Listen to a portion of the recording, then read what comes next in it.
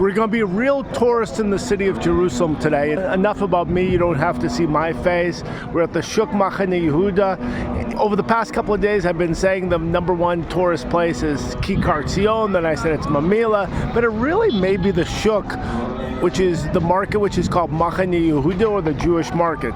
You've got this iconic rail line that transformed Yafo Street.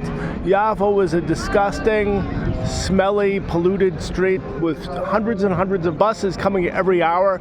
Now there's not. There's just a train that comes approximately every 5 minutes. If we stick around here for another 2 or 3 minutes, we'll see a train.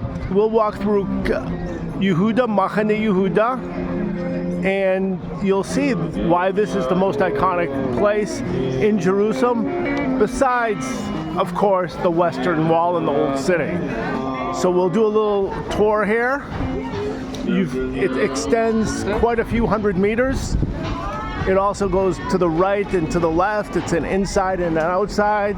And this is really was the place where people bought groceries and vegetables before the supermarkets came in.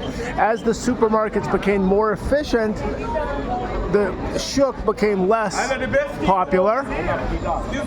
But as you can imagine, you can't really compete with a good supermarket that has good parking for the trucks to come in the morning. So this has really become a nightlife type place.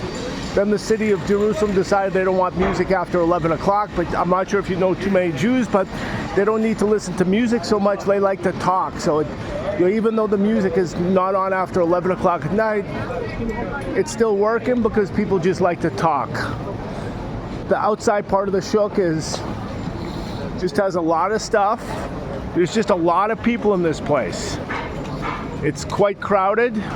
If we were here on a Thursday afternoon, it would be completely more packed. If we were here on a Thursday night, it would be so packed you wouldn't be able to move, of people who are in their early 20s who are just drinking. For the last minute or two, we were walking from Jaffa Street, which is where the train comes. If we could see the train pass by, we'll see that another time. And we're walking towards Agrippa Street. I happen to live on Agrippa Street, about 200 meters to the left when we get to that main road. But in the meantime, this place was really disgusting a couple of years ago. In fact, cars were going up this road and they finally paved it to make it a pedestrian walkway. They're always expanding this place because people are making money. At one time, fruits and vegetables were cheaper here. Now people say they're cheaper at the supermarket. So, but it still attracts a lot of people because a lot of the public transportation comes here. It's very hard to park, but you notice people like to walk.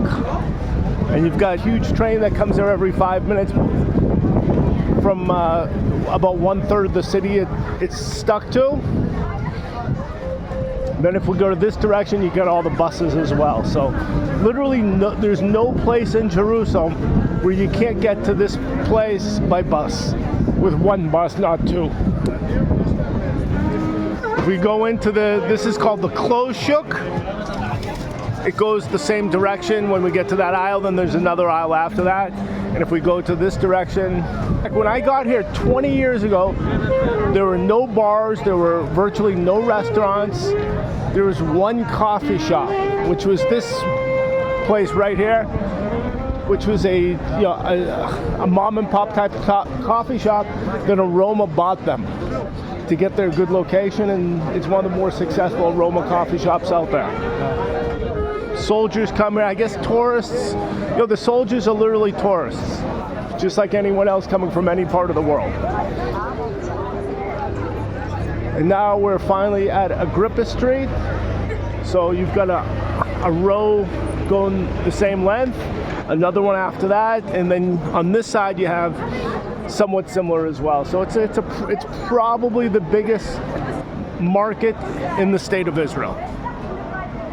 We'll get all the way to Agrippa Street and we'll see what's on Agrippa Street. So you got a bunch of taxi drivers waiting for their next customer. The bus station is that building in the far background with the crane on top. A little to the left, you see a public park called Gan Sacher. As most places in Jerusalem, there's a lot of Americans here. I would say the most American place in Jerusalem is this little building that had a disgusting entrance. Then they figured out, hey, we can make it into a food court, and that's what they did. We're gonna head over to this food court, and the gentleman who owns most of the apartments in this building, his name is Razieli. So he was kind enough to now put up a sign that says Canyon Razieli, which means the Mall of Razieli. So we're gonna just check out the most American place in Jerusalem is this coffee shop right here. And subsequent to that, a bunch of other coffee shops showed up. So we're in Razieli Mall. So this is by far the most American place or English-speaking place in Jerusalem, vis-a-vis coffee shops towards the center of Jerusalem. And you notice this was just all like a disgusting lobby to a cheap building. Now suddenly the guy discovered he has a food court here. So we're walking, just restaurant after restaurant open up after that first one succeeded. My friend actually rented an apartment here for years. He's no longer there, he moved out. A couple of more stores here and we're good to go, bye-bye. The reason I'm making these videos, the reason I'm trying to be a social media sensation is because I offer people good jobs of delivering packages to Europe. Actually, it's legal documents and medical documents, and it pays pretty well. So if you know anyone who needs a job, please tell me.